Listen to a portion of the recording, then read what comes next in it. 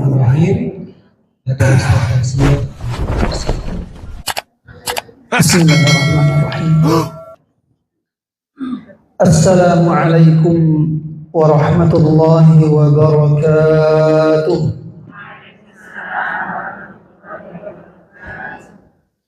Innal hamdalillah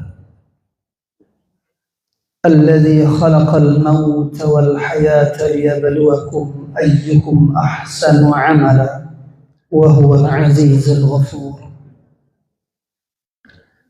Alhamdulillahilladzi bi ni'matihi tatimmus shalihat mujibud da'awat rafi'ud darajat wa rafi'us samawat وهو الذي يقبل التوبة عن عباده ويعفو عن السيئات. أشهد أن لا إله إلا الله وحده لا شريك له وأشهد أن محمدا عبده ورسوله لا نبي بعده. اللهم صل وسلم وبارك على نبينا ورسولنا وحبيبنا محمد صلى الله عليه وسلم وعلى آله وأزواجه وذرياته وأصحابه أجمعين والتابعين ومن تبعهم بإحسان إلى يوم الدين. أما بعد فأوصي نفسي وإياكم بتقوى الله. Jamaah kaum muslimat yang dimuliakan Allah Subhanahu wa taala. Insyaallah kalau kita ikhlas dari hati kita berangkat meninggalkan rumah, tentunya yang punya suami dapat izin dan ridha dari suami untuk belajar. Yang belum punya suami, ada enggak yang belum? Yang ada sudah tidak ada suami. Yang enggak ada suami insyaallah senantiasa mendapat ridha Allah Subhanahu wa taala semuanya.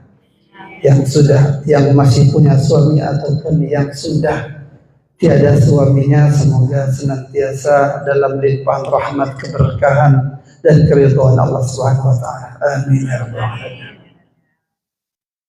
Maka setiap langkah kita mendapatkan keutamaan menghapuskan dosa-dosa kita, gugur dosa-dosa kita, sebanyak langkah-langkah kita ke rumah Allah dan sebagian langkahnya lagi kata Rasulullah mengangkat derajat kita di sisi Allah Subhanahu wa ta'ala. Tema kita pada sore hari ini insya Allah sangat mengena sekali dalam kehidupan sehari-hari. Ketika merasa lelah dengan kehidupan. Terus kalau lelah mau kemana? Nggak mau hidup lagi.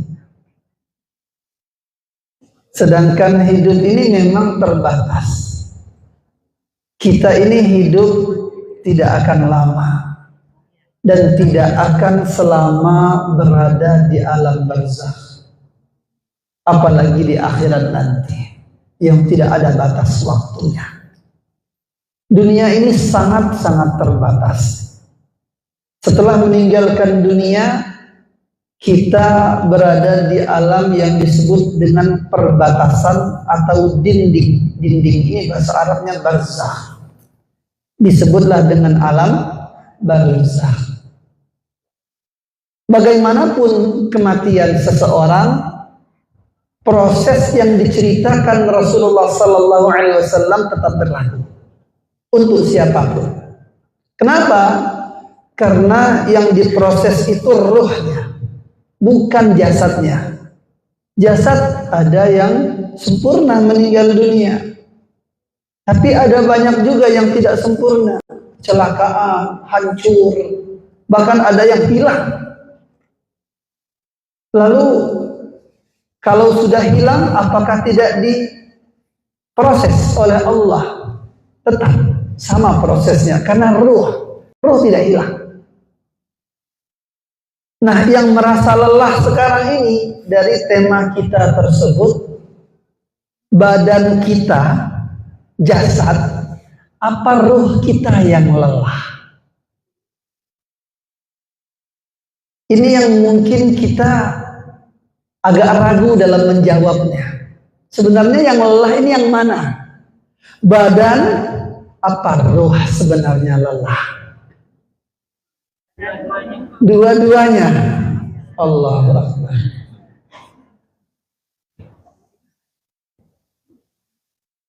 Jemaah kaum muslimat yang dimuliakan Allah Subhanahu wa taala.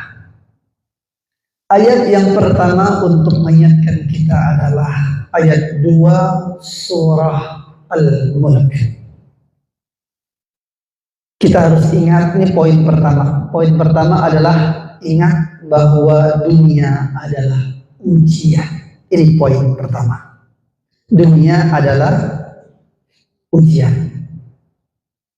Maka Allah berfirman, ayat 2 surah Al-Mulk yang insyaallah semua sudah hafal ya, insyaallah. A'udzu billahi minasy syaithanir rajim.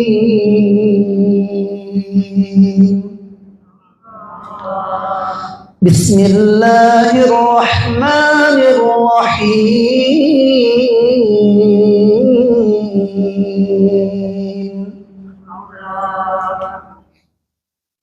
الذي خلق الموت والحياة ليبلوكم أيكم أحسن عملا وهو العزيز الغفور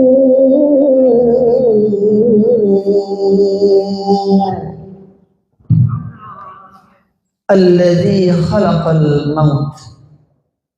Allah lah yang menciptakan al-maut, kematian. Bahkan tadinya kita tidak ada, lalu diadakan oleh Allah. Wal hayata, Allah ciptakan kehidupan. Setelah hidup mau diapain kita? Ternyata dijawab langsung oleh Allah, dikasih tahu pada ayat ini. Liyabluwakum, untuk menguji kalian. Jadi Allah menciptakan kehidupan buat kita untuk menguji kita. Jadi jangan pernah berharap lepas dari ujian. Nggak ada ceritanya. Nggak ada ceritanya hidup tanpa ujian, apalagi orang beriman. Karena orang beriman ini setiap diuji dia dapat bonus. Apa bonusnya? Setiap diuji jika bersabar. Jika bersabar. Tetap syaratnya yakin Allah, sabar, ikhlas, ridha. Itu syarat. Kalau diuji sama Allah, kalau pengen lulus ujian, yakin Allah. Kalau hati kita penuh keyakinan dengan Allah, mantap. Kita nggak akan bunuh diri, enggak. Kecewa sedikit boleh, berlebihan jangan. Sedih boleh, tapi nggak boleh berlarut dalam kesedihan. Yakin Allah, lalu sabar dengan penuh keyakinan kepada Allah bahwa Allah akan membalas semua perbuatan, baik maupun buruk, pasti dibalas. Kalau memang dibalas sudah pasti, kenapa kita bingung? Kenapa kita harus banyak memikirkan sesuatu, apalagi urusan kita dengan orang lain? Kenapa kita harus mikirin masalah dengan orang? Kadang-kadang masalah kita aja masih banyak dan belum selesai, tapi pikiran kita mikirin orang lain yang saat kita memikirkan dia belum tentu dia mikirin kita. Betul Pak? Itu rugi 01. Kalau kita sampai sakit 02, rugi. mikirin orang. Sedangkan yang dipikirin nggak mikirin kita, ruginya? Ya rugi. Kalau saya prinsipnya lebih baik saya dipikirin orang daripada saya mikirin orang. Hidup kita jadi tenang. Orang buat masalah kepada kita, ya sudah selesai, biarin. Masalah itu tidak akan pernah bisa diselesaikan kecuali memang sudah waktunya selesai. Betul nggak? Ada waktunya. Nggak akan selamanya kita adalah masalah terus menerus, nggak akan. Orang hidup terbatas kok. Makanya kata Allah, liyabluwakum, Allah ingin menguji kalian. Apanya yang mau diuji? Yang mau dilihat itu apa? Ayyukum ahsanu amala. Jadi jelas banget. Ternyata yang mau dilihat Allah itu adalah siapa di antara kalian yang paling baik amalannya. Kita punya masalah sama orang, Allah tahu nggak masalah kita? Tahu. Ada yang punya masalah nggak jauh-jauh, jadi ujiannya itu nggak repot-repot. Allah buat, Allah bikin ujiannya di depan matanya. Siapa? Pasangannya sendiri. Ada yang diuji dengan suaminya, iya. Ada yang diuji dengan anaknya, iya. Ada yang tenang banget hidupnya dengan suami, dengan anak, tapi diuji sama tetangga. Kalau memang Allah takdirkan kita diuji dengan tetangga, ibu-ibu mau pindah kemanapun pasti akan ada masalah dengan tetangga. Tetangga baik di mana-mana ada, tetangga yang buruk juga kemungkinan tetap ada. Mau lari kemana? Emang kita tahu pas kita pindah ke rumah yang lain, kita yakin bahwa di situ tidak ada tetangga yang buruk? Bisa jadi bahkan lebih parah. Jadi jangan sampai kita menganggap ketika lari dari masalah selesai masalah. Enggak. Lari dari masalah insya Allah nambah masalah. Itu yang terjadi. Semakin kita lari dari masalah, maka akan makin bertambah masalah. Oleh karena itu yang mau dilihat Allah apa? Ayyukum ahsanu amala. Ketika diuji, amalan siapa yang paling baik? Saat diuji. Maksudnya siapa yang tetap jadi orang baik ketika diuji? Dulu dia baik loh, ketika diuji dia berubah. Sudah tidak baik lagi. Kalah. Dia belum lulus ujian dari Allah. Kalau mau lulus, jangan berubah. Tetaplah jadi orang baik. Kalau memang kita bisa bersabar sebelum ujian, maka di saat ujianlah sebenarnya kesabaran yang aslinya. Sabar beneran nggak kita? Sebelum besar ujiannya, kita mampu bersabar, maka meningkat ujiannya. Diuji lagi, mau dilihat sama Allah. Bisa nggak bersabar? Mampu nggak lebih sabar lagi? Kalau mampu, Masya Allah, naik lagi derajatnya. Seperti naik kelas. Anak kelas 1 mau naik kelas 2, bisa nggak tanpa ujian? Bisa? Nggak bisa.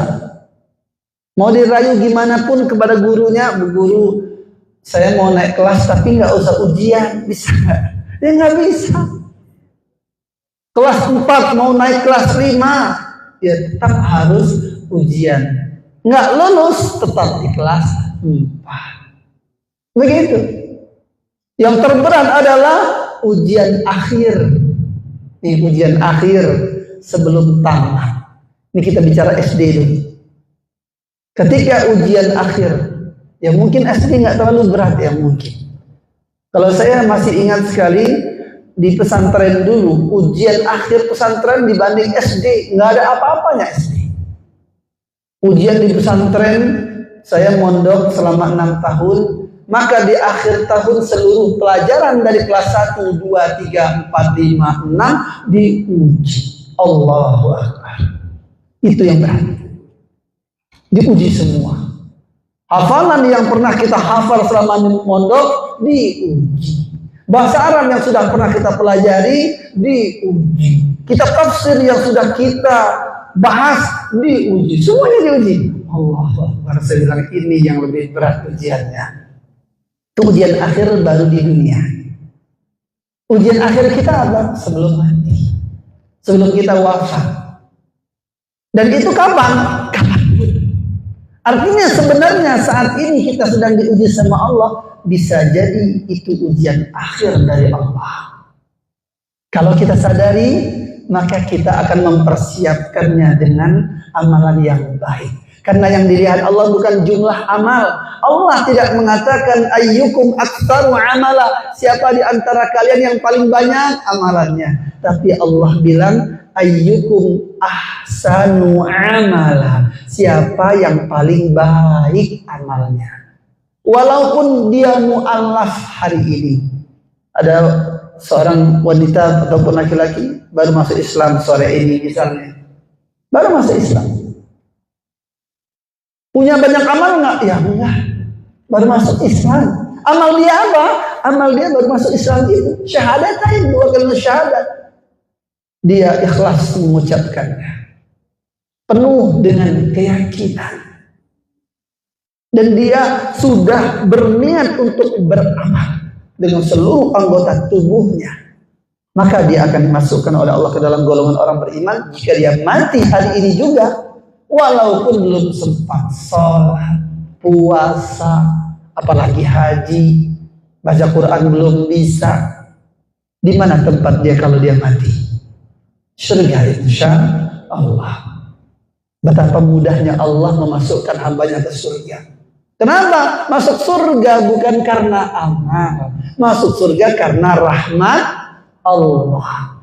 Lalu siapa di antara kita yang yakin dapat rahmat Allah? Yakin nggak dapat rahmat Allah? Kalau kita yakin bakal dapat rahmat Allah, kita nggak akan pernah putus asa. Tapi jangan bilang saya yakin masuk surga, jangan. Nggak boleh. Sebab para sahabat saja ditegur sama Allah. Ayat 214 surah Al-Baqarah. A'udzubillahi minasyaitonir rajim. Am hasibtum an tadkhulul jannata wa lamma ya'tikum mathalul ladzina khalau min qablikum massatuhumul ba'sa'u wad-dharra'u wa zulzilu hatta yaqula ar-rasulu walladzina amanu ma'ahu mata nasrullah. Ala inna nasrallahi qarib.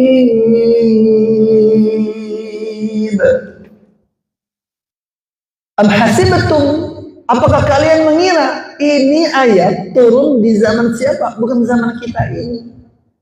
Di hadapan para sahabat Allah turunkan ayat ini kepada baginda Rasulullah sallallahu alaihi wasallam untuk menegur dan mengingatkan sahabat yang mungkin di antara sahabat mulai ada rasa bangga, rasa yakin jadi ahli surga. Ditegur sama Allah. Am hasibtum, apakah kalian mengira an tadkhulul jannah, bahwa kalian memang benar-benar bakalan masuk surga? Terperangah para sahabat. Ya Allah, ditegur sama Allah. Seakan-akan Rasul mau bilang kepada para sahabat, ada di antara kalian yang sudah terlalu yakin bakal masuk surga. Maka turun ayat ini. Padahal kata Allah, walamma ya'tikum mathalul ladzina khalau min qablikum.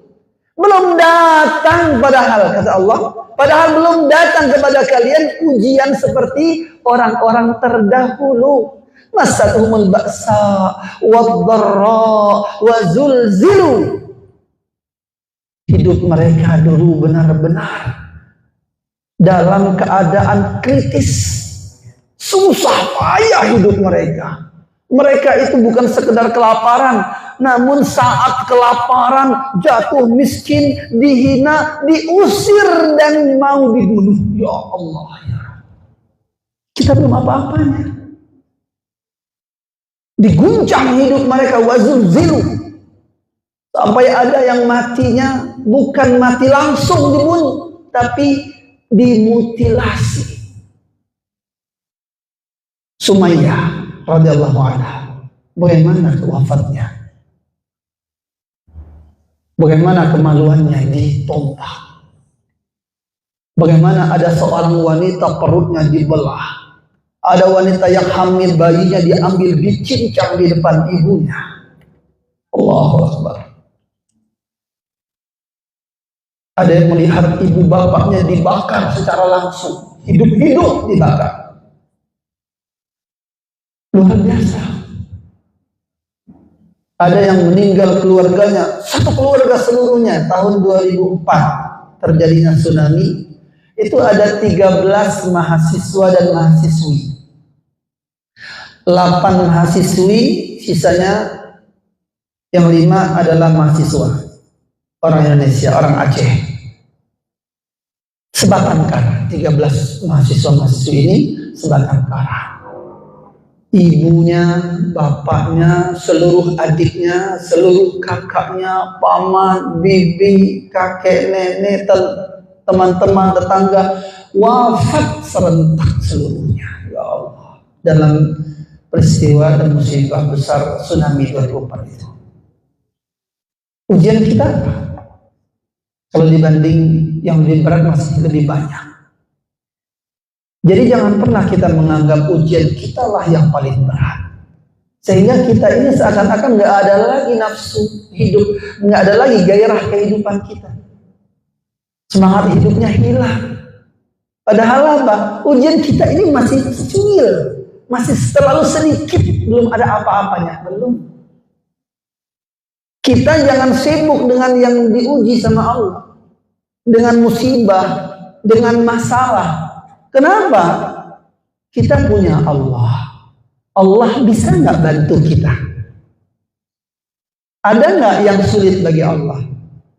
Ada? Nggak ada. Allah tahu nggak detail masalah kita? Tahu? Detailnya Allah tahu. Bagi Allah menyelesaikan masalah kita dengan cara secepat-cepatnya, bisa nggak? Bisa. Bahkan yang mustahil, yang nggak mungkin menjadi mungkin, bagi Allah mudah sekali. Bahkan yang sulit banget, Allah bikin mudah banget. Bisa nggak? Bisa. Ada nggak sih keyakinan kita kepada Allah seperti itu?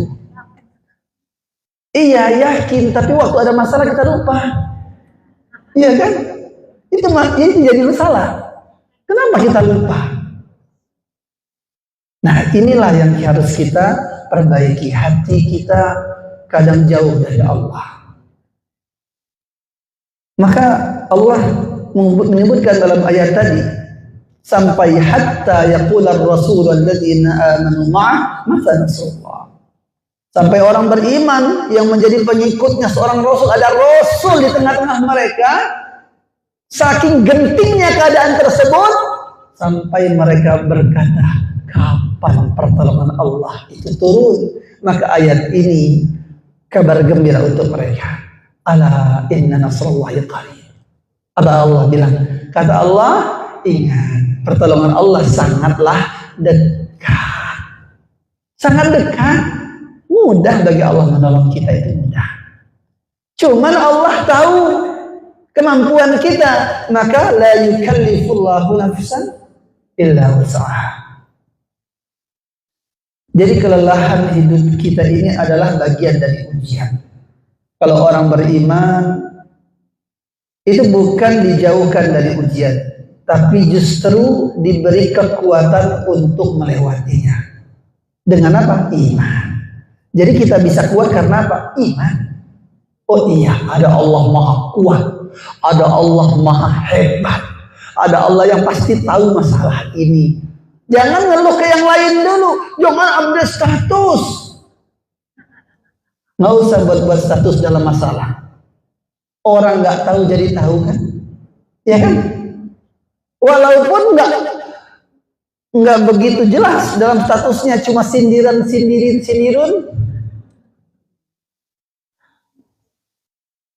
Tetapi kan orang baca dan orang akan menganggap kalau status kita itu tentang sebuah masalah, maka orang akan menganggap kita sedang dalam masalah itu. Betul apa betul? Maka jangan buat masalah. Buat status, jangan update status ada masalah. Update lah status kita boleh, tapi kemana? Ke langit, ke Allah. Ya Allah, statusku saat ini. Kasih tahu Allah. Ya Allah, aku sedang sedih. Ya Allah, Allah memang tahu, walaupun nggak kita kasih tahu.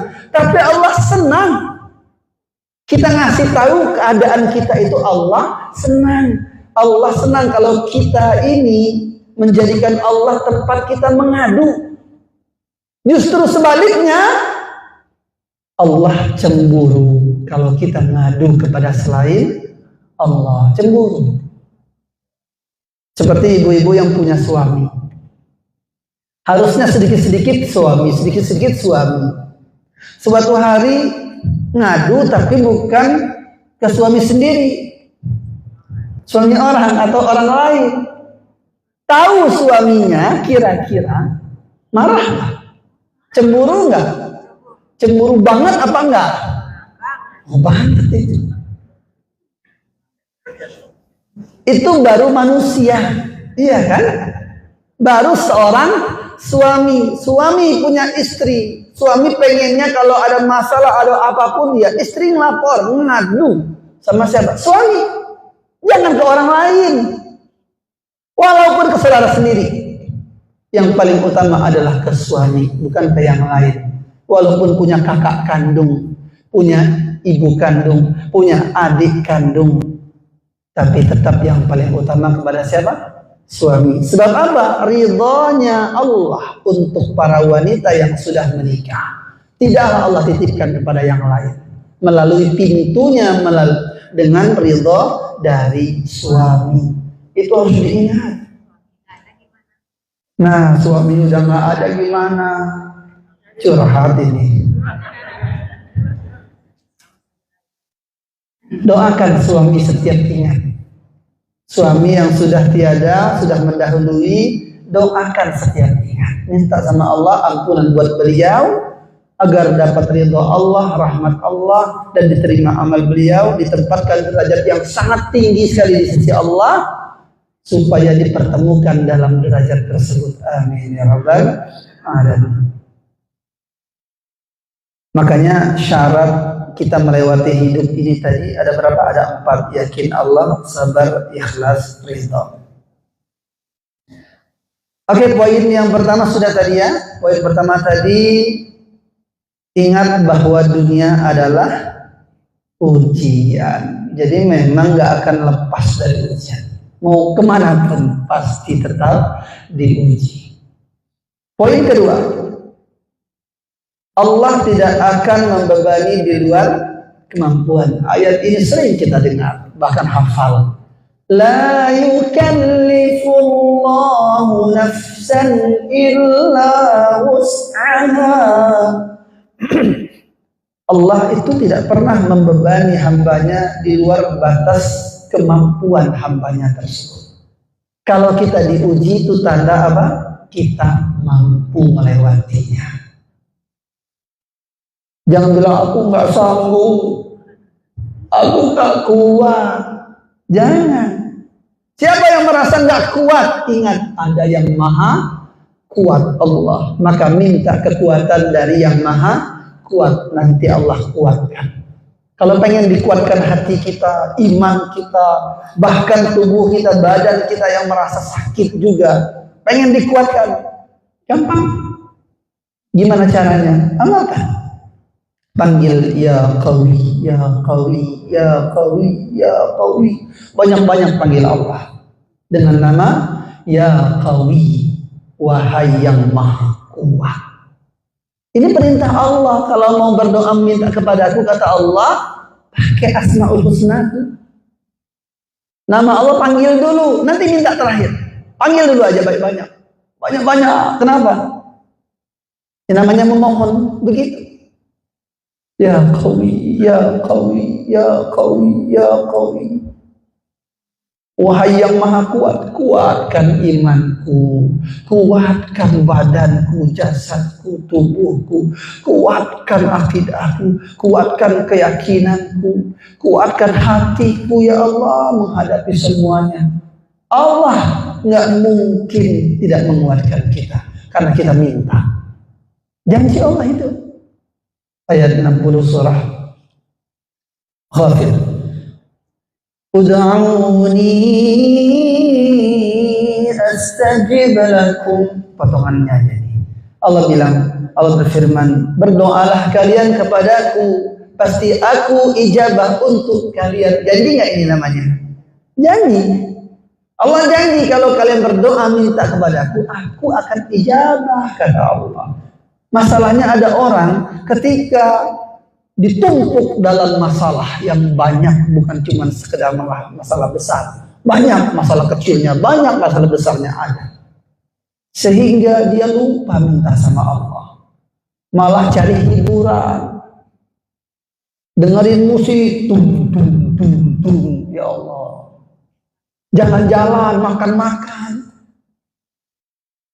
Ada orang yang begitu, seakan-akan dia pengen menyelesaikan masalah. Dia pengen melepaskan diri dari masalah. Dia jalan-jalan. Dia makan-makan. Padahal jalan-jalan makan-makan sampai nginep di hotel misalnya, ngabisin duitnya. Habis duit jadi masalah nggak? Masalah lagi, duitnya habis. Ya Allah. Itulah poin kedua. Jangan pernah putus asa karena apa yang diuji oleh Allah kepada kita karena kita mampu. Di akhirat nanti ibu-ibu, ada orang yang diceritakan Rasulullah Sallallahu Alaihi Wasallam, yang mana orang-orang ini mendapat derajat tinggi sekali di sisi Allah. Lalu dilihat sama yang lain, mereka pun iri melihat derajat yang tinggi yang dicapai mereka. Mereka berkata, ya Allah, amalan apa sih yang mereka lakukan sampai mendapat derajat setinggi itu? Maka dikatakan kepada mereka yang bertanya-tanya, sesungguhnya mereka ini mendapat derajat tinggi sekali. Al-mizan, timbangan amal mereka itu penuh, ya Allah, bukan cuma sekedar terisi, bukan sekedar lebih berat daripada dosa, tapi penuh dan masih banyak tumpukan amal mereka yang tidak muat dalam timbangan amal. Allah Akbar, penuh. Artinya apa? Mereka sudah dipastikan menjadi calon ahli surga. Irinya yang lain iyalah, apalagi yang belum ada jaminan untuk masuk surga, iri, masih ketar-ketir selamat atau tidak belum tahu. Melihat derajat tinggi sekali, lalu dikatakan pada mereka, mereka ini adalah orang-orang yang di dunia dulu hidupnya penuh dengan ujian yang berat-berat. Tidak sedikit ujian mereka, bertubi-tubi mereka diuji oleh Allah. Ujian ini belum selesai, datang ujian lagi, diuji lagi, belum juga beres, diuji lagi, datang ujian yang baru lagi. Ya Allah, ya Rabb.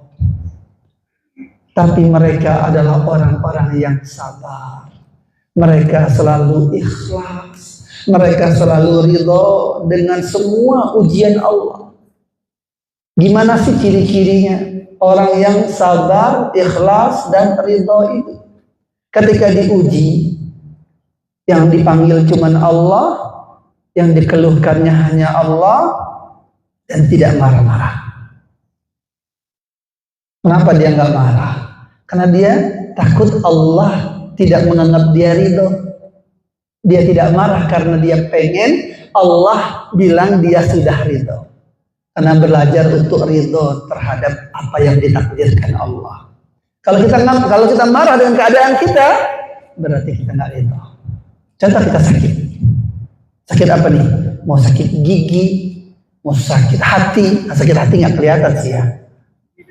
Sakit badan lah, sakit perut lah misalnya. Ini banyak orang sakit perut. Saya pun juga kadang-kadang sering sakit perut. Sakit perut misalnya. Sakit banget. Ketika sakit banget, nah apa yang kita lakukan saat itu? Itu yang mau dilihat sama Allah. Ayyukum ahsanu amala. Siapa yang paling baik amalannya saat diuji? Ada orang sakit perut, marah-marah. Aduh, sakit. Astagfirullah. Teriak-teriak, aduh yang dipanggilnya. Mungkin si aduh bisa bantu. Astagfirullahaladzim. Harusnya kita yang beriman nggak begitu. Kalau kita beriman kepada Allah, apa? Astagfirullahaladzim. Istighfar. Sebab apa yang terjadi bisa jadi sebenarnya karena dosa kita sendiri, kesalahan kita sendiri. Dan ingat, kalau kita ridha apa? Dosa dihapus, berguguran. Kalau kita ikhlas disadari, lalu derajat diangkat. Bagaimana tidak? Maka dapat yang ketiga nih. Kalau kita sabar dan ikhlasnya itu serta ridha terhadap apa yang Allah takdirkan, diiringi dengan zikrullah, maka dapat yang ketiga, memberatkan timbangan amalan. Jadi ujian itu bisa dapat 2, bisa dapat 3. Sekedar sabar, ikhlas, ridha, ya, itu pertama menggugurkan dosa. Yang kedua apa? Mengangkat derajat. Penuh memang sudah amalannya karena dia sadar. Tapi lebih besar lagi, lebih berat lagi sampai penuh dan bertumpuk amalannya dengan zikrullah. Itu yang beda. Ada orang sudah nggak sanggup berzikir lagi, udah diam aja. Diam aja. Tapi orang beriman mau gimana pun juga, karena lisan kita sudah kita biasakan sebelum sakit berzikir. Inilah gunanya membiasakan zikir itu sebelum sakit. Kenapa? Karena ketika sakit otomatis auto zikir. Nih, mulut kita auto zikir gitu ya. Otomatis zikir sendiri. Pasti astagfirullahaladzim, astagfirullahaladzim, astagfirullahaladzim. Bahkan nggak sengaja, kadang-kadang nggak sadar gitu ya. Di dalam kamar mandi kita istighfar dulu, astagfirullahaladzim. Setelah istighfar baru ingat, oh iya dalam kamar mandi. Nggak dosa karena tidak sengaja. Puasa aja nggak sengaja makan, batal nggak puasanya? Enggak. Kadang-kadang pengen ya, mudah-mudahan lupa, tapi nggak lupa-lupa. Ibu saya rahimahullah ta'ala, semoga Allah merahmati beliau dan mengampuni beliau, amin ya rabbal alamin. Semasa hidupnya pernah bayar hutang puasa. Tetangga masak bubur kacang hijau, karena sudah biasa sering saling bantu, ya ke rumah tetangga ikut bantu masakin bubur kacang hijau. Masya Allah. Pulang-pulang dia cerita ke bapak saya, alhamdulillah enak banget tadi bubur kacang hijaunya. Kamu makan berapa banyak? Kata bapak saya, 2 mangkok. Alhamdulillah. Kamu kan puasa. Astagfirullah. 2 mangkok beliau makan. Pulang-pulang cerita dengan bangganya. Bapak saya bilang, puasa kan? Iya ya. Terus gimana? Ibu saya nanya sama bapak saya, bonus dari Allah. Lanjutkan puasanya, kata bapak saya. Allahu Akbar. Kadang-kadang kita pengen tuh begitu, tapi nggak dapat. Masya Allah. Ya, poin berikutnya. Poin ke-3. Ketenangan hanya dengan mengingat Allah. Allah yang menjamin. Ini poin ketiga. Poin ketiga adalah ketenangan hanya dengan mengingat Allah. Nggak ada jalan lain. Mau nonton film emang tenang hati? Enggak. Belum selesai itu film. Udah endut-endutan, udah macet-macet, ternyata kuota internet habis. Malah kesel kan? Makan-makan bikin tenang nggak? Enggak, pas ngunyah-ngunyah aja tuh tenang. Pikiran dan hati tetap aja nggak akan tenang. Ketenangan milik siapa? Allah. Maka datangnya dari mana? Allah. Maka yang dipanggil saat meninggal dunia siapa? Orang yang tenang, yang jiwanya baik. Di dalam hadis disebutkan, ya ayyatuhan nafsu thayyibah. Dalam surah Al-Fajr disebutkan, ya ayyatuhan nafsul mutmainnah. Dipanggil oleh Allah, wahai jiwa yang baik. Baik hatinya, baik amalannya, baik lisannya, baik pikirannya, akhlaknya baik. Dipanggil juga, wahai jiwa yang tenang, mutmainnah, hatinya yang tenang. Maka orang beriman kalau mati itu tenang. Hanya nunggu, ya Allah, Engkau ridho ya Allah, ampuni aku ya Allah. Cuma itu aja yang diharapkan, udah nggak ada lagi. Beda dengan orang yang dalam keadaan na'udzubillah bermaksiat, berbuat dosa, durhaka kepada Allah, bukan hanya pada waktu mau mati, sebelum datangnya ajal, ketika sudah tiba di sekitarnya malaikat-malaikat maut ini mencabut rohnya, maka sudah diperlihatkan kepadanya seperti apa buruknya wajah malaikat maut. Ya Allah, ini pernah kejadian di Serang. Orangnya dirawat di rumah sakit, kemudian di ICU. Ini sebelum dia wafat. Tiba-tiba dia ketakutan, dia tunjuk-tunjuk, jelek banget, buruk banget, dia ketakutan, benar-benar ketakutan. Dia melihat, banyak banget yang dilihatnya. Betul, memang banyak yang dilihatnya. Karena malaikat-malaikat mautnya memperlihatkan diri. Malaikat maut yang akan mencabut ruh kita nanti, petugasnya bukan satu. Ada yang dari bagian kepala, bagian kaki, kanan, kiri, yang mengelilingi kita sekitar 10 malaikat. 40 hari sebelum kita diwafatkan, itu sudah bersiap-siap. Tapi setiap hari 70 kali wajah kita ditatap oleh malaikat maut. 70 kali sehari semalam wajah kita ditatap oleh malaikat maut. Sedang apa kita? 70 kali sehari semalam. Maka orang yang saya ceritakan tadi, setelah itu dia meninggal dunia dalam keadaan susah payah, ya Allah ya. Na'udzubillahi min dzalik. Intinya su'ul khatimah. Saya tanya sama sahabatnya, teman yang meninggal ini, gimana dulu sholatnya dia? Nggak usah tanya sholat, bilang gitu. Pernah sholat? Oh pernah. Tapi dia adalah orang yang mengabaikan salatnya. Dia bukan orang baik memang. Makanya ketika dia mau mati, Allah perlihatkan bagaimana dia ketakutannya di saat ruhnya itu mau dicabut oleh malaikat maut.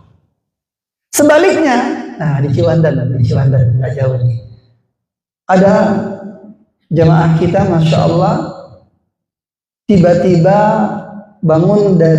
sebelum bangun dari kasurnya, dia melihat ke kanan begitu, kemudian ke atas, dia tersenyum. Lalu anaknya nanya, kenapa Bapak senyum? Rame banget, senyum semua. Dia bilang begitu. Anaknya sudah merinding, ya Allah, ada apa ini? Apa ngeliat hantu, apa ngeliat malaikat, kan gitu ya, nggak tahu gitu kan. Lalu apa kata bapaknya? Temenin bapak kamar mandi, bapak pengen wudhu. Allahu Akbar. Wudhu bapaknya. Selesai wudhu, bapaknya baring lagi, meninggal. Husnul khatimah. Jelas nggak husnul khatimahnya? Jelas banget. Yang dia lihat tadi berarti apa? Jelas malaikat. Bukan jin konsultan itu. Malaikat. Kalau ngeliat jin setan senyum enak juga gitu ya. Ini. Jadi Allah berfirman, dalilnya kalau yang tadi poin kedua dalilnya kan ayat terakhir 286 surah Al-Baqarah ya kan? Yang poin kedua tadi. Ini poin ketiga dalilnya adalah surah Ar-Ra'd ayat 28. ayat 28 surah Ar-Ra'd. Allah berfirman, A'udzubillahi minasyaitonir rajim. الذين آمنوا وتطمئن قلوبهم بذكر الله ألا بذكر الله تطمئن القلوب. Alladzina amanu, orang-orang yang beriman itu, tatma'innu qulubuhum, dan hati-hati mereka akan menjadi tenang, bizikrillah, dengan mengingat Allah, dengan zikrullah, dengan berzikir. Tingkatan zikir paling tinggi itu Quran. Baca Quran itu zikir. Jadi zikir itu bukan cuma kalimat-kalimat yang kita ucapkan seperti subhanallah, alhamdulillah, Allahu akbar aja. Justru yang tertinggi nilai zikirnya adalah Al-Quran. Mau tinggi lagi, mau lebih tinggi lagi ada. Bacalah Qurannya dalam sholat. Itu yang paling Allah suka. Bahkan kata Rasulullah, siapa yang sholat malamnya paling panjang, gimana caranya biar panjang? Ya berarti bacaannya harus panjang. Lah kita orang imam baca 5 ayat aja udah batuk. Tadi nggak batuk sebelum sholat. Ketika sholat baru ayat, imamnya baru baca Alladzi khalaqal mauta wal hayata liyabluwakum ayyukum ahsanu amala wa huwal azizul ghafur. Tiba-tiba ada yang batuk. Kenapa? Dia mikirnya ini imam Al-Muluk 30 ayat loh. Di belakang batuk, tadi nggak batuk. Ada yang begitu. Di sini nggak ada alhamdulillah. Nggak ada yang ketahuan. Jadi panjangin bacaan Quran kita dalam sholat malam. Apa kata Rasul? Allah akan pancarkan cahaya pada wajahnya. Masya Allah. Itu bukan di hari kiamat nanti. Di hari kiamat nanti kita semua insya Allah bercahaya karena sering berwudu. Di dunia wajahnya akan bersinar, akan bercahaya. Siapa yang bisa melihat cahayanya? Siapapun yang Allah kehendaki. Pokoknya terpancar cahayanya. Bukan karena lampunya terang, bukan. Memang beda wajah orang yang beriman sholat malam dengan orang yang tidak sholat malam. Allah bedakan. Itulah. Jadi ada kenikmatan tersendiri melihat orang yang wajahnya dipancarkan cahaya oleh Allah karena sholat malamnya, yaitu yang paling panjang sholat malamnya. Nah makanya ada yang begini, ini cuman pendapat ya, pendapat. Ada yang berpendapat karena nggak hafal surah yang lain ayat yang panjang, ada yang sholatnya itu Al-Ikhlas terus berkali-kali dibacanya. Saya tidak berani memvonis atau menghukumi atau menghakimi apa hukumnya, karena saya belum mendalami bagaimana pendapat ulama kalau kita membaca sampai 100 kali Al-Ikhlas aja dengan alasan nggak punya hafalan lain. Tapi kan nggak mungkin Al-Falaq nggak hafal, nggak mungkin An-Nas nggak hafal, betul nggak? Ya udah dibaca 3 surah, diulang-ulang boleh nggak? Sebagian para ulama mengatakan untuk sholat malam kita boleh, biar panjang. Tapi ada solusi yang lain. Mau lebih panjang, lebih nikmat lagi adalah kalau kita mau khataman Quran, maka boleh melihat mushaf. Yang penting kalau kita pakai handphone, mungkin perlu dibuat mode pesawat dulu. Ya supaya pas kita baca Quran nih pakai handphone, ada telepon masuk tengah malam ini. Kita kira tengah malam nggak ada yang nelpon. Kata siapa? Bisa jadi ada yang nelpon, ya nggak? Entah saudara kita, entah siapa, ada keperluan. Karena modenya nggak mode pesawat, masuk teleponnya. Terus mau bilang apa? Lagi sholat ini. Batal, nggak boleh. Ditolak, takut tersinggung orangnya. Iya kan? Makanya bikin mode pesawat dulu. Atau beli mushaf. Nah, mushaf nanti ada tempat dudukannya, mushafnya lebar, bisa 4 halaman, itu lebih enak lagi, gitu kan? Yang penting kuat nggak berdiri. Kalau masih kuat berdiri, bacalah sampai sekuatnya. Kalau udah nggak kuat ya udah takbir Allahu Akbar, ruku.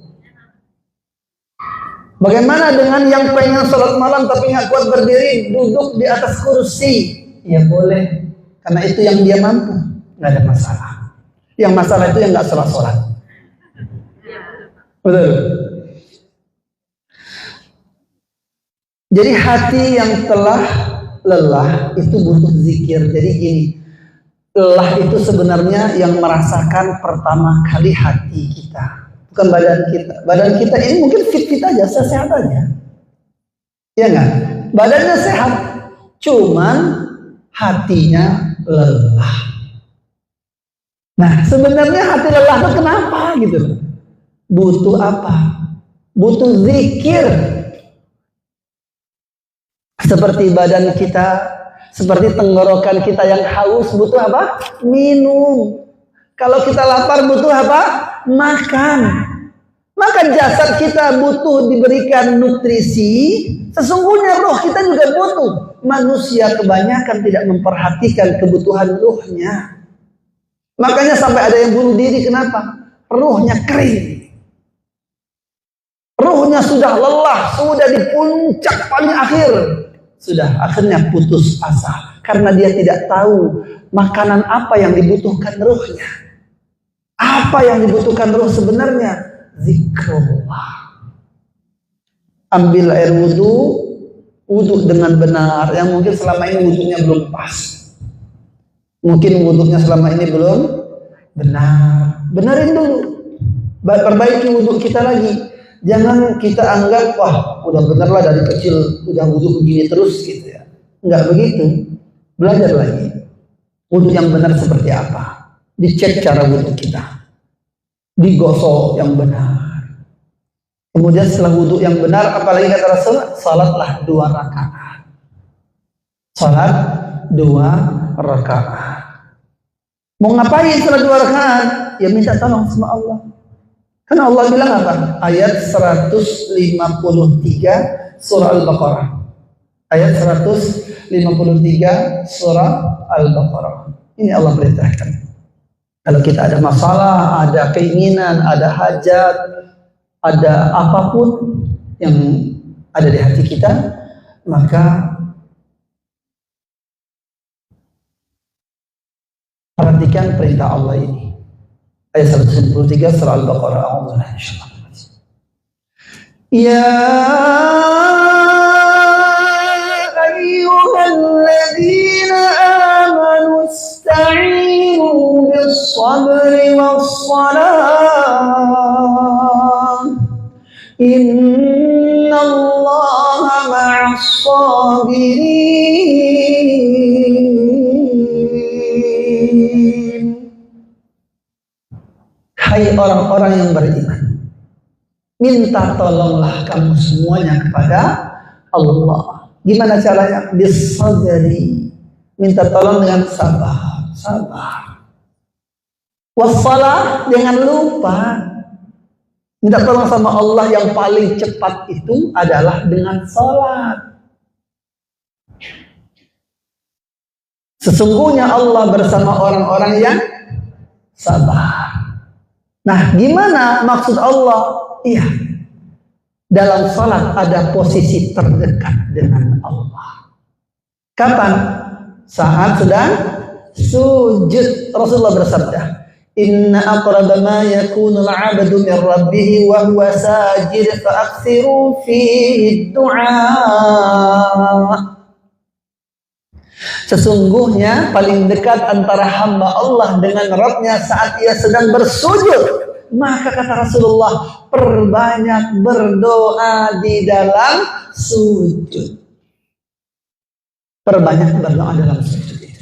Curhat sama Allah waktu sujud. Curhat sama Allah waktu sujud itu. Jadi mau curhat yang sebenarnya itu yang benar. Benar-benar curahan hati kita tumpahkan saat bersujud kepada Allah. Itu yang pas. Kalau mau curhat. Jadi jangan curhat ke yang lain dulu. Jangan. Belum tentu menyelesaikan masalah, tapi bisa jadi menambah masalah. Orang nggak tahu dan nggak tahu solusinya, nanti ngasih solusi sembarangan. Salah. Apapun masalahnya. Masalah utang misalnya. Utang ditagih, ditelepon-telepon, bahkan kata orangnya saya mau datang. Terus gimana caranya? Cara cepat melunasi utang, tahu caranya Bu? Sudah tahu belum? Bayar. Cara cepat memang harus bayar baru lunas. Tapi cara lain yang tadi, salat 2 rakaat, waktu dalam sujud minta sama Allah. Ini saya pernah mengamalkan. Minta sama Allah bukan buat saya. Tapi pertama saya minta justru buat orang yang memberi hutang. Saya berdoa dalam sujud, ya Allah, aku punya hutang sama si fulan. Perkayalah si fulan, berikan dia rezeki yang banyak, yang luas ya Allah. Setelah itu, suruhlah dia menganggap lunas hutang-hutangku ya Allah. Serius, serius. Itu saya amalkan. Dalam sujud saya minta, ya Allah, beri rezeki ya Allah, buat si fulan ya Allah. Karena aku belum bisa bayar hutangnya. Maka kalau sudah dapat dia rezeki Allah, ingatkanlah dia dengan aku ya Allah. Supaya dia menganggap lunas hutang-hutangku ya Allah. Begitu minta ikhlas, supaya dia ikhlas ya Allah, mengikhlaskan hutang-hutangku. Malam-malam ditelepon saya sama si fulan itu. Ketika saya lihat telepon, mulai saya khawatir juga, wah nagih nggak nih? Khawatir juga, tapi nggak mungkin saya nggak angkat. Ya angkatlah, saya angkat. Oh, assalamualaikum Ustaz, apa kabar? Alhamdulillah Pak, Bapak gimana kabarnya, sehat? Sehat, alhamdulillah. Keluarga gimana? Alhamdulillah. Nanya keluarga, alhamdulillah cuma nanya keluarga. Usahanya gimana? Wah, saya bilang mulai nih. Nanya usaha berarti penghasilan. Wah, nagih utang kayaknya nih. Usahanya ya doain aja, saya bilang gitu. Mudah-mudahan Allah berikan usaha yang ada hasilnya Pak. Mudah-mudahan lancar, doain. Saya gitu, saya bilang minta lancar, doain lancar. Oh, alhamdulillah, mudah-mudahan aja Pak Ustaz ya lancar rezekinya. Amin, saya bilang. Gini Pak Ustaz, masalah hutang. Waduh, di hidup jantung saya. Langsung bilang hutang kan? Masalah hutang. Oh, di hidup. Oh, jelas tuh, otomatis itu. Gimana Pak? Saya bilang gitu. Gimana Pak masalah hutang? Ya alhamdulillah kemarin saya dapat proyek. Masya Allah. Sudah cair, alhamdulillah. Jadi yang saya pinjamin ke Ustadz saya anggap lunas aja. Alhamdulillah. Ibu-ibu yang dimudahkan Allah SWT. Kalau orang sudah berbuat baik begitu, bilang aja langsung syukran, makasih banyak, jazakallahu khairan. Nggak usah pakai bahasa basi. Saya nggak mau pakai bahasa basi. Kenapa? Saya takut juga. Contoh nih, saya bahasa basi. Yang benar apa?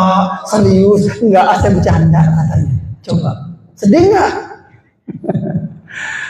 Langsung aja saya bilang, ya Allah, semoga Allah limpahkan rezeki lebih luas lagi Pak. Allah yang balas, makasih banyak. Gitu aja langsung. Alhamdulillah, saya bilang alhamdulillah.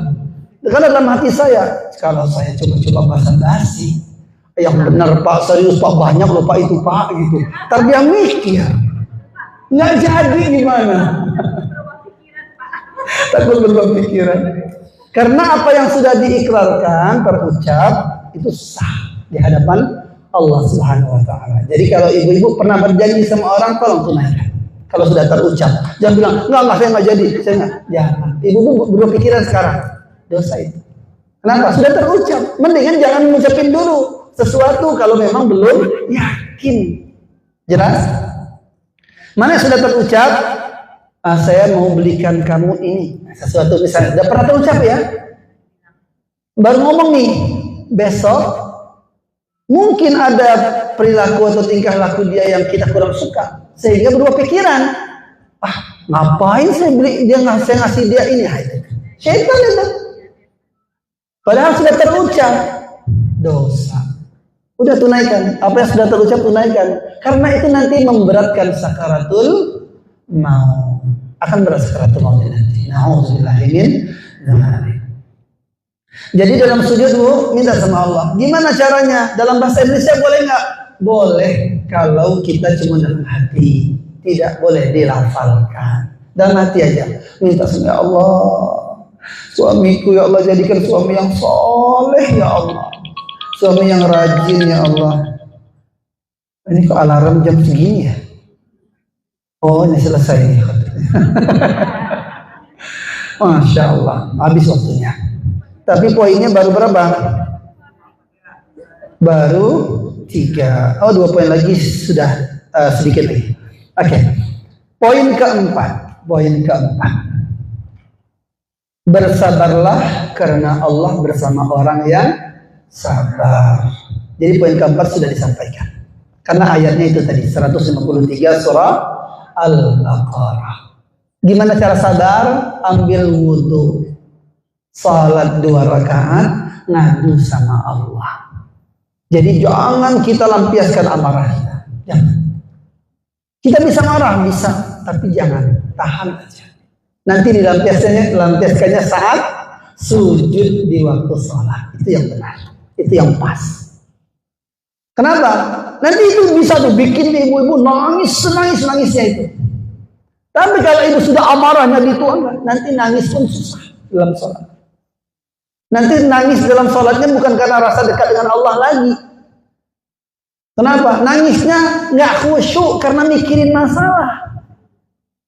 Jadi ada orang sholat yang sebelah nangis, dia ikut nangis.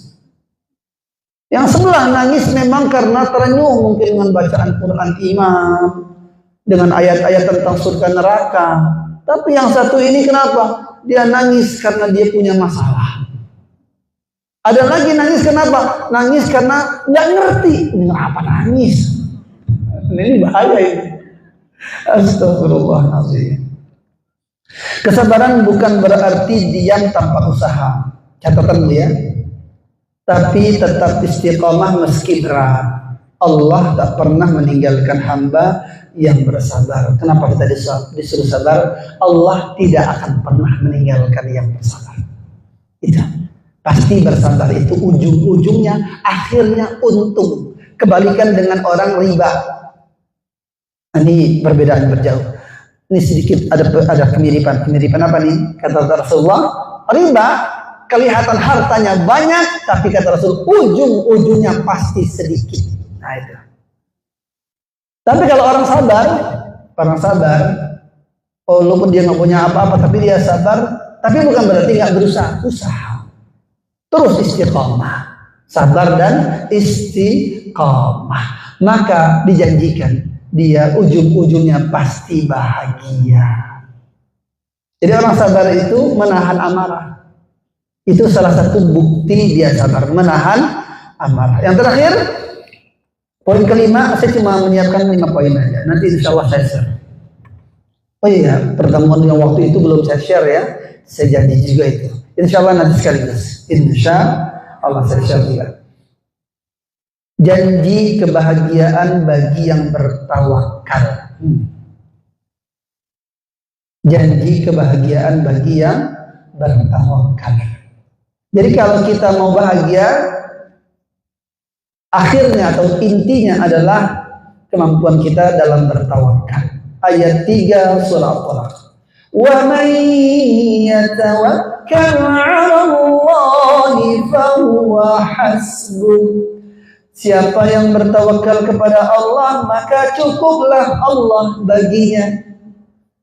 Kalau kita tawakal, maka Allah akan cukupkan semuanya. Ketika kita pasrah sama Allah, bilang sama Allah, ya Allah, aku sudah nggak mampu berbuat apa-apa, tapi Engkau yang mampu. Ufawwidhu amri ilaik. Aku serahkan urusanku kepadamu ya Allah. Tolong ya Allah selesaikan urusan ini ya Allah. Tolong bantu aku ya Allah. Setiap saat di hati bisikin Allah begitu. Jadi kalau dalam masalah itu bukan cuma waktu salat. Setiap saat ingat Allah lagi, ingat masalah langsung ingat Allah. Ingat masalah langsung ingat Allah. Tolong ya Allah. Masalahnya dengan anaknya mungkin belum soleh. Setiap ingat langsung serahin anak kepada Allah. Ya Allah, tolong didik anakku ya Allah, bimbing ya Allah dengan petunjuk yang lurus. Jadi apa yang ada dalam pikiran kita kalau teringat langsung saat itu bisikin Allah, walaupun nggak harus mengangkat tangan, nggak harus begini ya harus. Kalau begini bagus nggak? Bagus banget. Tapi bisa jadi kan kita dalam keadaan yang memang tidak mungkin kita untuk mengangkat tangan. Pas teringat langsung bisikin Allah, ya Allah tolong. Kita. Nah itu adalah cara kita tawakal kepada Allah. Serahin urusan kita kepada Allah, Allah akan cukupkan semuanya. Nggak ada masalah kalau kita sabar mengatasinya, kecuali pasti akhirnya bahagia, pasti kebaikan. Jangan melakukan dosa ketika ada masalah. Jangan menambah dosa. Mohon maaf kepada ibu-ibu para istri yang masih punya suami. Bisa jadi saat ini ada di antara ibu-ibu yang diuji oleh Allah bukan dengan yang lain tapi dengan suami. Suami yang ringan tangan, ujian itu buat ibu-ibu. Apakah ibu-ibu mampu bersabar atau tidak mampu bertahan? Kan begitu. Kalau dipukul terus setiap hari sanggup nggak? Ada yang sanggup, tapi banyak yang tidak sanggup. Boleh nggak minta cerai? Kalau memang sudah tidak sanggup, lagi-lagi ngadu dulu sama Allah. Minta tolong petunjuk sama Allah. Ya Allah kasih petunjuk, aku harus gimana? Gitu. Jangan ke teman-teman. Teman-teman bilang, wah orang begitu mah tinggalin aja. Kan ya nggak benar itu. Ngapain kamu masih ngelayanin dia? Ngapain kamu masih begitu? Teman nggak benar itu. Tinggalin temannya, bukan tinggalin suaminya. Tinggalin temannya. Bukan suami yang ditinggalin. Kunci surga Asia itu suaminya siapa? Fir'aun. Satu kata pun belum pernah minta talak, minta cerai. Kenapa? Sabar. Kenapa? Karena ayat Asia meyakini, oh iya Allah telah membuka pintu surga melalui suami. Kunci surga. Ya udah, belum tentu kalau minta cerai lalu dapat suami lebih baik dan bisa tetap dekat dengan Allah, belum tentu. Karena ada ketika orang banyak ini, orang ketika dapat nikmatnya malah lupa sama Allah. Dulu dapat suami, ujian buat dia. Akhirnya apa? Setiap hari dia berdoa terus sama Allah. Akhirnya dia melakukan dosa besar. Dia menuntut cerai. Dia melawan suaminya, menatap dengan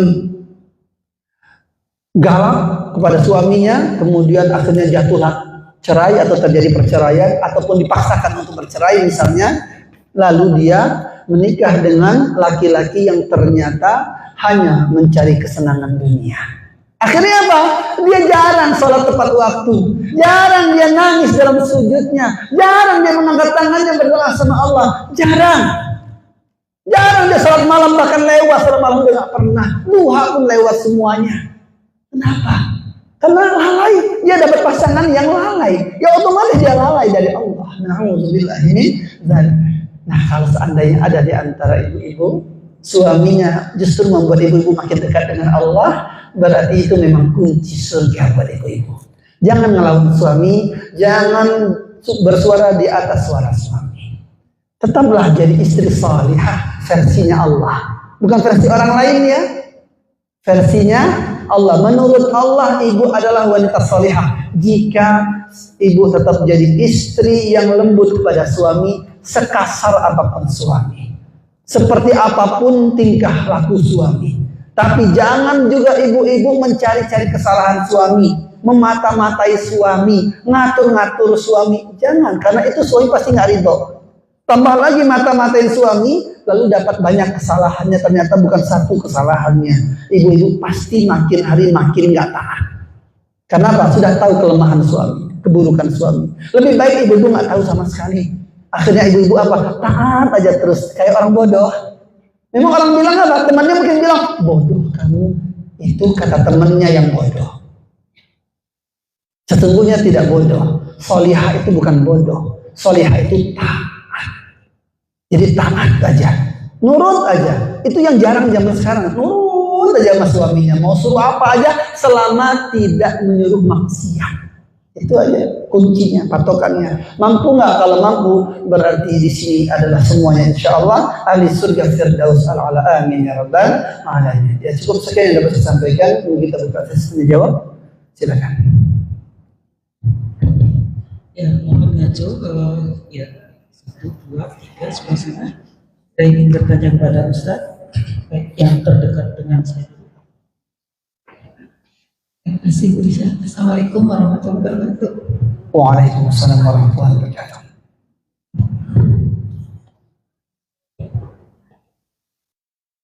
Ustaz, sedih itu juga salah satu untuk kelelahan yang Ustaz ya. Ya. Tapi mungkin nanti pertanyaan saya terlalu jauh. Hanya akhir-akhir ini saya selalu pikiran yang itu. Kalau namanya saya sudah tidak muda lagi, kadang-kadang apa yang dikatakan anak itu bikin kita sedih. Habis itu ya saya selalu mungkin apa yang salah Allah ampuni hamba gitu. Selalu seperti itu. Tapi akhir-akhir ini kan di media-media itu ada Palestina Ustaz ya. Saya tuh selalu sedih gitu. Apalagi seorang Ustaz Adi Hidayat saja meminta ampun untuk dihisapnya di air nanti. Saya ini apalah hanya bisa berdoa dan doanya pun belum tentu Allah dijabah. Saya bisa sedekah paling sekuat saya gitu. Itu dari pikiran saya Pak Ustaz. Sedih itu pertanyaan ya Allah, anak-anak kecil di sana seperti itu gitu. Bagaimana Pak Ustaz? Sedosa apa saya? Padahal saya sudah berusaha berdoa semampu saya bisa berdoa, bersedekah semampu saya bersedekah untuk meringankan saudara-saudara. Tapi itu menjadi apa ya? Pikiran selalu Pak Ustaz. Kalau dari saya berpikir anak-anak, insya Allah masih kelihatan di mata Pak Ustaz. Kita masih bisa mendoakan. Kalau yang itu kan, walaupun yakin Allah pasti memberikan yang terbaik, tapi di hati kecil saya itu menjadi suatu jalan Pak Ustaz. Saja terima kasih. Terima kasih. Ya, ada lagi? Langsung aja atau kita tampung dulu?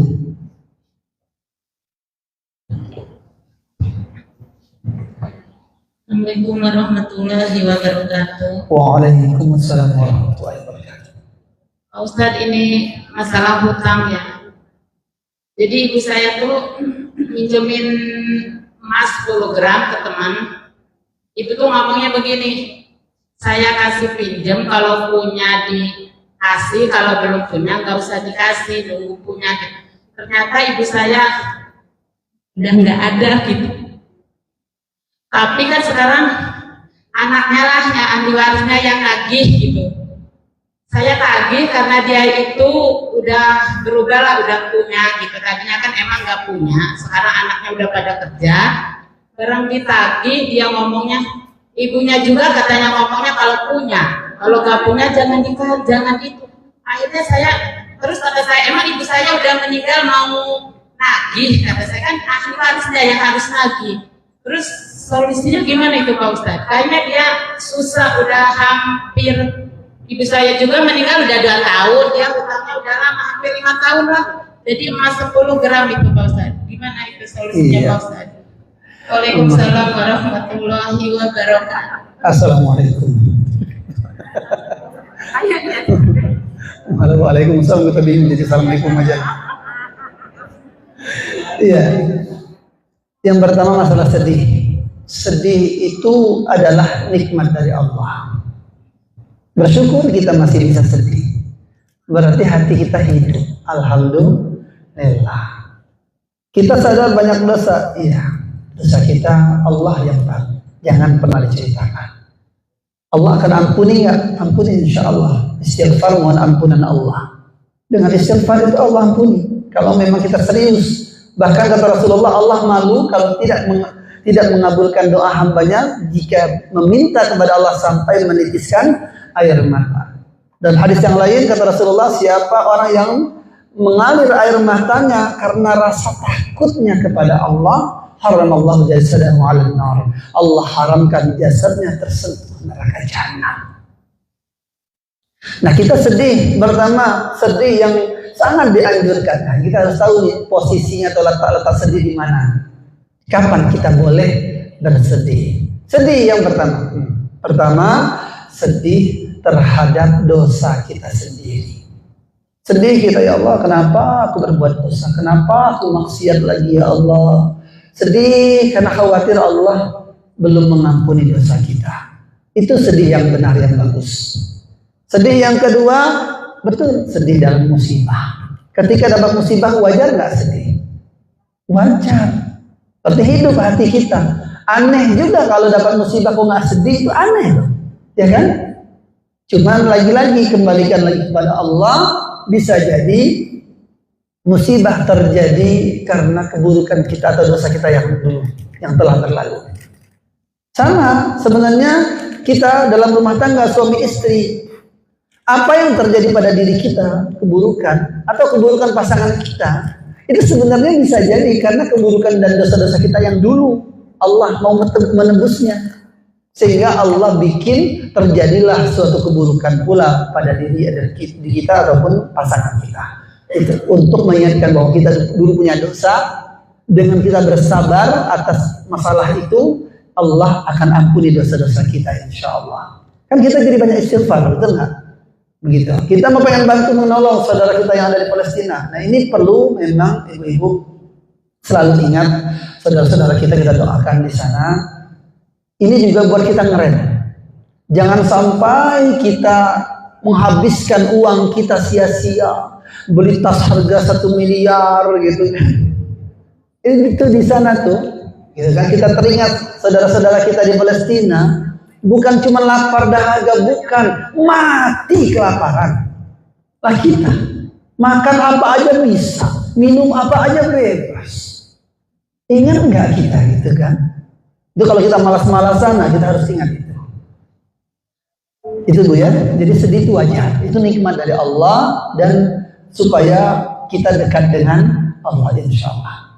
Kemudian yang kedua tadi apa nih? Ya, 10 gram emas. Jadi kalau emasnya mungkin logam mulia, ya tahu sendiri harganya, gitu ya. Nah, apapun emasnya, yang jelas 10 gram. Ketika hutang nggak ditulis, nggak dicatat, ini pasti jadi masalah. Itu tadi, mungkin nggak dicatat ya. Nah, makanya ayat terpanjang dalam Al-Quran, ayatnya paling panjang. 282 surah Al-Baqarah, 1 halaman penuh. Ada yang hafal? Nah, ayat itu tentang apa? Hutang piutang. Perintah Allah dalam ayat itu apa? Faktubu, tulis. Sekalipun waktu transaksi sudah berlalu, harusnya setelah itu tulis nggak apa-apa. Tapi lain kali kalau masalah hutang langsung ditulis, tanda tangan. Ada saksi. Saksinya 2 orang, rajulani atau farajulun wa mar'atan. Boleh 1 laki-laki, 2 perempuan. 2 laki-laki atau 1 laki-laki, 2 perempuan jadi saksi. Nah, akhirnya apa? Kalau ada saksi enak nggak? Enak. Gitu jelas ya. Memang harus dibayar. Boleh nagih, boleh, tapi tetaplah bersabar dalam menagih. Jangan pakai jaket hitam gitu ya. Nakut-nakutin, maksa-maksa, jangan. Kalau sudah datang ke rumahnya, kalau saya, ini prinsip saya, Saya pribadi kalau orang punya hutang sama saya, alhamdulillah masih ada. Dan masih banyak juga, alhamdulillah. Ada orang punya hutang menurut saya besar, kalau menurut ibu-ibu mungkin kecil. Menurut saya itu sangat besar sekali.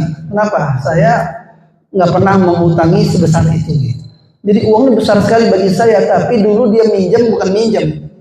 Dia mau bantu saya untuk transaksi sesuatu, tapi belum jadi. Harusnya kan dikembalikan, tapi dipakainya. Habis uang itu. Saya bilang, Pak, uangnya kemana? Oh ya mohon maaf Pak Ustadz, udah saya pakai habis. Jadi saya pinjam ya. Kok minjem gitu caranya? Minjem itu sebelum dikasih Pak. Ini langsung dipakai langsung habis. Baru bilang apa? Minjem. Astagfirullahaladzim. Ini ada ujian buat saya. Nah, akhirnya apa? Saya kalau mau menagih, saya berdoa dulu sama Allah. Ya Allah, kalau orangnya sudah ada uang, ya Allah, berikanlah uang. Kalau belum ada, kasih ya Allah. Biar dia bisa bayar ya Allah. Baru saya datangin. Alhamdulillah datang ke rumahnya. Nggak ada, kabur dia. Alhamdulillah. Nah itu. Kenapa? Karena doanya kalau ada, berarti dia kabur tuh nggak ada duit. Dia nggak. Dalam hati saya, oh pergi dia. Mungkin dia tahu saya ke rumahnya. Oh, baru perginya kata orang sebelahnya. Ya sudahlah. Begitu Bu. Dan saya sarankan kalau mau nagih hutang, doain dulu orang yang mau ditagih sebelumnya. Beberapa hari sebelumnya doain dulu. Ya Allah kasih dia rezeki Allah. Gitu. Beneran ini serius sih. Nah mudah-mudahan dibayar hutangnya insya Allah. Nanti ada insya Allah. Lewat Jabriyah ya.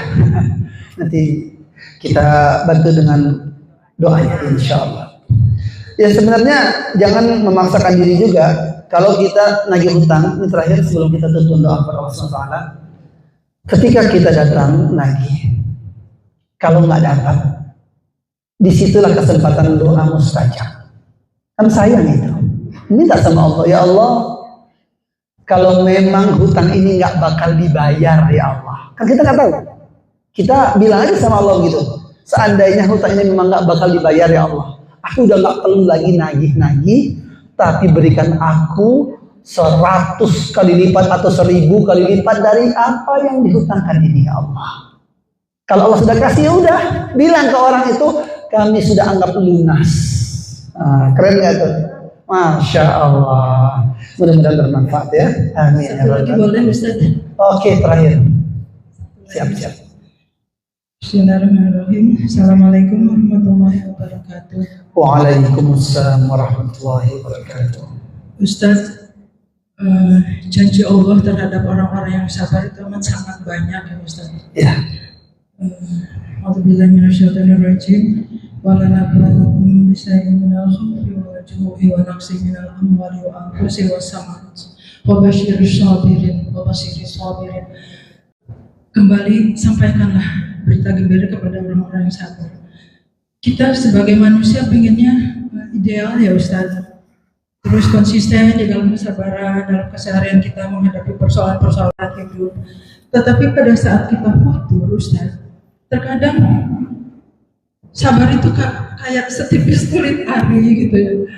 Terus nanti kita ingat lagi, naik lagi, nanti turun lagi ya sesuai dengan itu tadi. Terkadang kalau futur malah sering turun mengikuti suasana hati kita itu. Ya. Itu yang pertama Ustaz. Jadi bagaimana supaya kita tuh bisa konsisten terus gitu. Jangan sampai ada turun naik seperti itu. Itu idealnya pengennya seperti itu. Kemudian pertanyaan yang kedua Pak Ustaz terkait hutang piutang juga. Apakah pada saat kita akan menganggap hutang si A itu kepada kita itu lunas harus ada ijab qabul atau memang bisa disampaikan lewat orang lain atau kita ya udahlah lewatkan begitu aja. Baik. Itu saja dua, mohon maaf Pak Ustaz. Terima kasih. Assalamualaikum warahmatullahi wabarakatuh. Waalaikumsalam warahmatullahi wabarakatuh. Saya jawab dulu yang kedua karena itu lebih singkat jawabannya. Yang kedua, pertanyaan tentang masalah hutang. Kalau kita pengen menganggap lunas atau mengikhlaskan hutang orang lain kepada kita, maka yang paling dianjurkan ada ijab qabulnya. Datangi lalu sampaikan. Ada ijab qabulnya, jelas gitu. Sehingga itu kenapa pahalanya besar, sebab itu membuat dia bahagia, membuat dia merasa beban dia berkurang. Kalau kita diam aja kan dia nggak tahu, masih terbebani. Mana pahalanya? Nggak membahagiakan dia. Tapi kalau kita datangi, kita kasih tahu, itu bahagia. Boleh nggak lewat orang? Kalau memang tidak memungkinkan bertemu atau karena jarak yang jauh atau waktu yang dengan kesibukan, boleh melalui orang dulu atau telepon orangnya, bilang anggap lunas, sudah itu membuat dia bahagia, insya Allah sah secara syariat ya. Seperti itu. Yang terakhir sebelum kita berdoa kepada Allah, sedih dalam kondisi apapun memang itu adalah wajar, tetapi lagi-lagi tergantung iman kita. Saat iman tebal, kuat, mungkin kita bisa kuat bertahan. Tapi saat iman kita sangat tipis, nah di situ futur. Berarti apa? Kita harus paksakan diri kita untuk bersujud kepada Allah. Itu obatnya. Paksakan diri untuk bersujud, ngadu kepada Allah, dilama-lamain dalam sujud itu, benar-benar ngadu, curahkan semuanya, curhatin semuanya kepada Allah. Itu caranya. Insya Allah Allah akan berikan solusinya. Lalu setelah sholat nanti Allah pasti kuatkan kita, insya Allah. Ya cukup sekian apa yang dapat saya sampaikan, mudah-mudahan bermanfaat untuk semua. Kita berdoa kepada Allah Subhanahu wa taala. Kita awali dulu dengan istighfar masing-masing. Semoga Allah mengampuni dosa-dosa kita semuanya. Astaghfirullahaladzim alladzi la ilaha illa huwal hayyul qayyum wa atubu ilaih. Astaghfirullahaladzim alladzi la ilaha illa huwal hayyul qayyum wa atubu ilaih. Astaghfirullahaladzim alladzi la ilaha illa huwal hayyul qayyum wa atubu ilaih. Angkat kedua telapak tangan kita mengadakan kepada Allah. Alhamdulillahi Rabbil Alamin. Lakal hamdu fis samawati wal ardh, ولك الحمد في الأولى والآخرة، لك الحمد على ما قضيت، ولك الشكر على ما أعطيت، ونستغفرك ونتوب إليك. اللهم صل وسلم على نبينا محمد وعلى آله وصحبه أجمعين. اللهم اغفر لنا وللمؤمنين والمؤمنات وللمسلمين والمسلمات وألف بين قلوب المؤمنين وأصلح ذات بيننا وانصرنا على من عادانا. اللهم اغفر لنا ذنوبنا ولوالدينا وارحمهما كما ربيانا صغارا. Ya Allah, ya Rahman, ya Rahim, ya Ghafur, Engkau Maha Pengampun ya Allah, Engkau Maha Penyayang ya Allah, dan Engkau pun Maha mengetahui apa yang sudah kami lakukan selama ini, apa yang kami kerjakan secara sembunyi-sembunyi maupun terang-terangan ya Allah. Tutuplah aib-aib kami ya Allah, dan ampuni dosa-dosa kami. Ampuni semua kesalahan yang kami lakukan selama ini, sengaja ataupun tidak sengaja ya Allah, yang kami ketahui ataupun yang tidak kami ketahui kalau itu adalah dosa ya Allah. Engkau Maha Pengampun, Engkau Maha Penyayang, Engkau Maha menutupi aib-aib hamba-Mu ya Allah. Tutuplah aib-aib kami di dunia hingga di akhirat nanti. Kami khilaf ya Allah, kami salah. Iman kami saat kami berbuat maksiat sedang lemah ya Allah. Iman kami sedang turun saat kami tidak taat ya Allah. Ampuni dosa-dosa kami. Jangan Kau wafatkan kami saat lemah iman kami. Jangan Kau wafatkan kami saat kami bermaksiat ya Allah. Jangan kau wafatkan kami saat kami durhaka kepadamu, saat durhaka kepada pasangan, ya Allah, kepada suami, ya Allah. Tapi wafatkanlah kami dalam keadaan beriman, bertakwa kepadamu, ya Allah. Saat kami beramal saleh, ya Allah. Saat orang yang kami cintai ridha kepada kami dan Engkau ridha kepada kami, ya Allah. Wafatkan kami dalam keadaan husnul khatimah. Izinkan kami melafalkan kalimat la ilaha illallah sebagai kalimat terakhir dalam hidup kami ini, ya Allah. Ya Allah, selesaikan urusan-urusan kami dengan sangat mudah, ya Allah.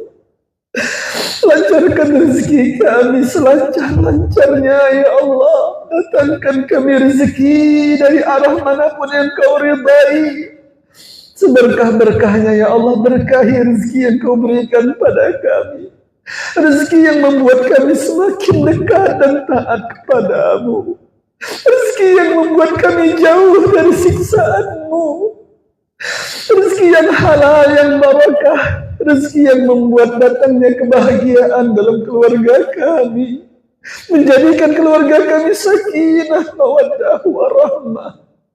Ya Allah, tumbuhkan rasa cinta dan kasih sayang di hati kami, di hati pasangan kami, di hati anak-anak kami kepada orang tuanya, di hati kami semua kepada sesama muslim-muslimah, ya Allah. Ya Allah, berikan pula pertolongan kepada saudara-saudari kami di Palestina. Kami tidak mampu menolong mereka kecuali dengan sedikit materi dan doa-doa kami ini, ya Allah. Saat kami di sini makan sampai kenyang, tidak pernah kehausan, tidur nyenyak. Saudara-saudari kami di sana tidak bisa istirahat, melihat saudara-saudarinya dibunuh di depan mata. Ayah ibunya mati, terbakar, dibunuh, ditembak, disiksa, bahkan mati dalam keadaan lapar dan dahaga. Sementara kami di sini tertawa, ya Allah. Ampuni dosa-dosa kami yang belum mampu menolong mereka, ya Allah. Ya Allah, hancurkanlah kekuatan musuh-musuh-Mu yang telah menzalimi saudara-saudari kami di Palestina dan di negeri muslim lainnya, ya Allah. Sesungguhnya Engkaulah sebaik-baik penolong bagi hamba-Mu. Ya Allah, ijabah doa-doa kami, ya Allah. Ijabah doa-doa kami ini, ya Allah. Lembutkan hati kami, lembutkan hati pasangan kami, lembutkan hati anak-anak kami, saudara-saudari kami, orang tua kami yang masih ada, ya Allah. Berikan petunjuk dan hidayah-Mu sampai akhir hayat kami semua, ya Allah. Rabbana zalamna anfusana wa in lam taghfir lana wa tarhamna lanakunanna minal khasirin.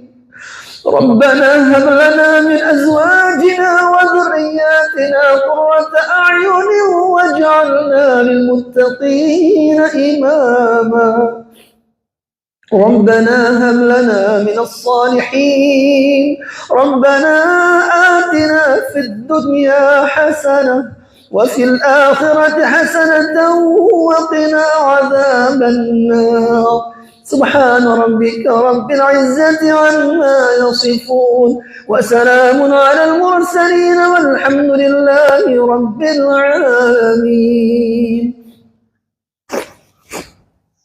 Ibu-ibu yang dimuliakan Allah Subhanahu wa taala, jemaah kaum muslimat yang dimuliakan Allah Azza wa Jalla. Saya mohon maaf jika ada kata-kata yang kurang berkenan di hati. Jika ada penyampaian yang keliru atau salah datangnya dari diri saya sendiri, semoga Allah mengampuni dan memaafkan kita semuanya. Subhanakallahumma wa bihamdika asyhadu an la ilaha illa anta astaghfiruka wa atubu ilaik. Wassalamualaikum warahmatullahi wabarakatuh.